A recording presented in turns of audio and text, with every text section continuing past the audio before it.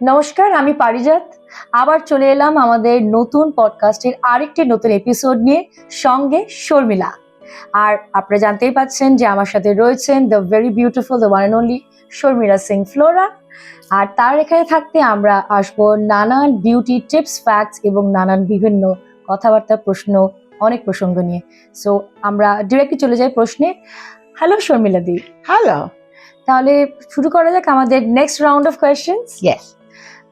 শর্মিলাদি, আমার প্রশ্নটা হচ্ছে আমাদের স্কিন এক্সফোলিয়েশন বা ডিটক্স কতবার করা উচিত? দেখো, ডিটক্স আজকাল ভীষণ এই একটা কথা বারংবার পপুলার হয়েছে বিকজ অফ তোমার এই ধরো সোশ্যাল মিডিয়া। ডিটক্স আমরা অনেক আগে থেকেই করতাম। সেটা দেখো, তোমাকে আমি ছোট্ট করে বলি, আমরা ছোটবেলায় হলুদ এবং গুড় আমাদের বাবারা খাওয়াতেন, মারা খাওয়াতেন, এবং আমাদের মৌরি ভেজানো জল গরমকালে আগে খাওয়াতেন। এই মানে তারপরে তোমার ধরো কিছু হলো বদহজম মতো, আমাদের জোয়ানের জল আমাদের খাওয়াতো, আমলা রস আমাদের খাওয়াতো, এবং সেই জন্যে টাচুট আজও আমাদের স্কিন এবং হেয়ারে কোনো রকম সমস্যা দেখা দেয় না। তো এই ডিটক্সগুলো যদি ছোট থেকে তোমরা অভ্যস্ত হও, তাহলে তোমাকে আর নতুন করে ডিটক্সে যেতে হবে না।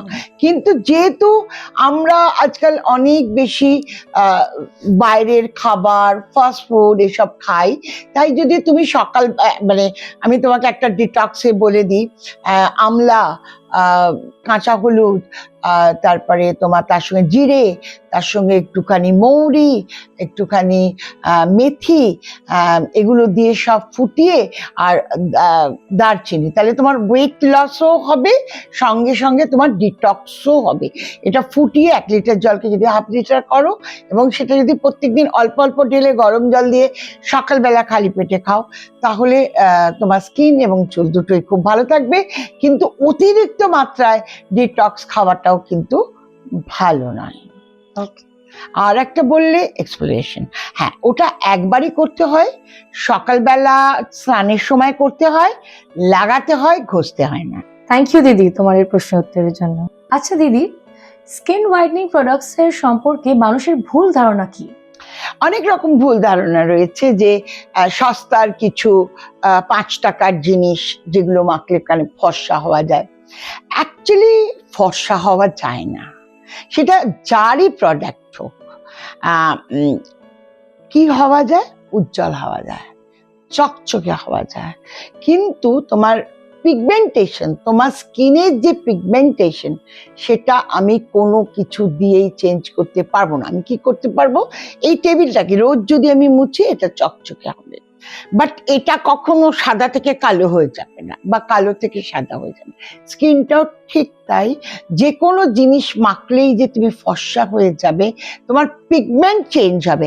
হ্যাঁ, পিগমেন্ট আজকাল চেঞ্জ হচ্ছে, গ্লুটাথায়ন ইনজেকশন বা অনেক কিছু ডাক্তারি, এবং সেইটা করতে গেলে মাইকেল জ্যাকসন করে উনি ওপরে আজকে আমাদের মধ্যে নেই। সুতরাং আমি মনে করি ওটা ক্যান্সার হবে।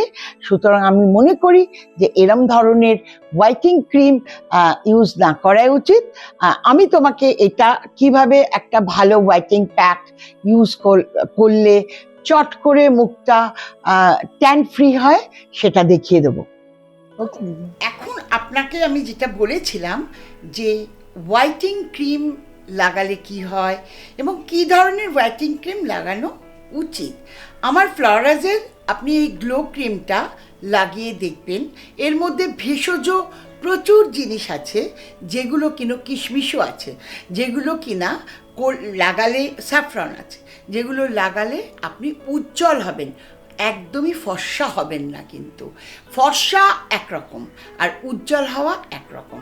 আপনাকে চলুন দেখিয়ে দিচ্ছি কিভাবে আমি আমার ফ্লোরাজের গ্লো ক্রিম বা হোয়াইটিং ক্রিমটা অ্যাপ্লাই করছি।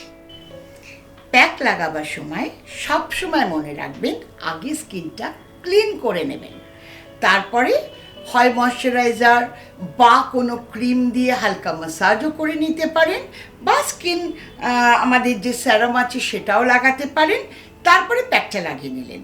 ধোবার সময় আপনারা দুধ দিয়ে ধুতে পারেন, যেহেতু এখানে আমি আপনাদের দেখাচ্ছি সেটা পসিবল নয়, আমি এমনি আমাদের রাইস ওয়াটার দেওয়া কটন দিয়ে আপনাকে তুলে দেখাবো, আগে অ্যাপ্লাই করা দেখাই। এবং এটা ভেষজ হোয়াইটিং ক্রিম, এর মধ্যে কোনো রকম কেমিক্যাল নেই যেটা আপনার স্কিনকে ড্যামেজ করতে পারে। আজকাল বহু প্রোডাক্ট বেরিয়েছে যেগুলো মানে সস্তা, কিন্তু সেগুলো ব্যবহার করার পরে অনেকেরই মুখ জ্বলে যায়, অনেকেরই অ্যালার্জি হয়, স্কিন লাইটিং হয়ে যায়, এবং কেমিক্যাল পিল বলে একটা পিল করে, সেটা আমি একেবারেই তার বিরুদ্ধে। এবং গলাটা কিন্তু আপনারা কখনোই ছাড়বেন না, বিকজ মুখের সঙ্গে গলার কিন্তু একটা সাদৃশ্য না থাকলে কিন্তু আপনি কিছুতেই বয়স লুকোতেও পারবেন না, আর আপনার মুখটা হয়তো ইয়াং থাকবে কিন্তু আপনার নেক আপনাকে বলে দেবে যে হাউ ওল্ড আর ইউ। কারণ আমি লাস্ট 34 বছর ধরে কাজ করছি, বুঝতেই পাচ্ছেন আপনারা যে আমার বয়স নিশ্চয়ই হয়েছে, কিন্তু কতটা বয়স হয়েছে আপনারা একদমই বুঝতে পারেন না, সেটাই একটা কথা। তো এইরকমভাবে আমরা 10 to 15 মিনিটস রাখবো, তারপরে একটু শুকিয়ে গেলে সেটা আমরা তুলে দেব। তাহলে বন্ধুরা আপনারা দেখলেন যে আমাদের ত্বককে চট করে কিভাবে উজ্জ্বল করা যায়, right? So thank you so much Sharmila di for your amazing Thank you. Demonstration.